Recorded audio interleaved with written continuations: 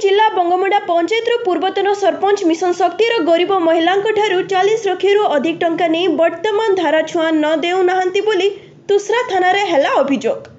बलांगीर जिला गुड़भेला ब्लॉक अंतर्गत बंगमुंडा पंचायत पूर्वतन सरपंच ग्रुप मानक फाइनान्स देउथिबा बेसरकारी बैंक को हाथ करी 40 लक्ष अधिक टंका गरीब महिला मानक ठकी तुसरा थाना आज अभियोग हेउछि। सूचना अनुसार बंगमुंडा पूर्वतन महिला सरपंच प्रभासिनी प्रधान किछि मास आगुरु तांको पंचायत सरगोड़ा गाँव में थिबा मिशन शक्ति ग्रुप रो पाखापाखी 40 जन महिला मानक नाम रे अंचलर 5टी फाइनान्स कंपनी मानक ठारू 40 लक्ष अधिक टंका ऋण आनिथिले एवं सबु टंका निज परिशोध करिबि बोली सरपंच महिला मानकु कथा देथिले। ऋणर सबु टंका एवं समस्त दस्तावेज सरपंच निज पाखरे रखिथिले एवं सेही टंका को निज झियो बाहागरे खर्च करथिले। परे सरपंच सेही ग्रुप ऋण किछि मास सुझिबा परे वर्तमान आउ परिशोध करू नाहंती।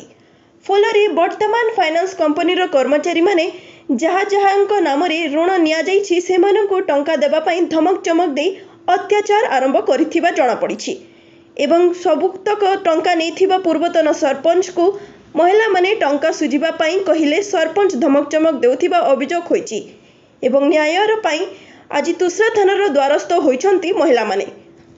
प्रतिज्ञा देली ठकामीर शिकार होइथिबा महिला माने। तुसरारू सत्यजीत सरंगींका रिपोर्ट फास्ट न्यूज ओडिशा।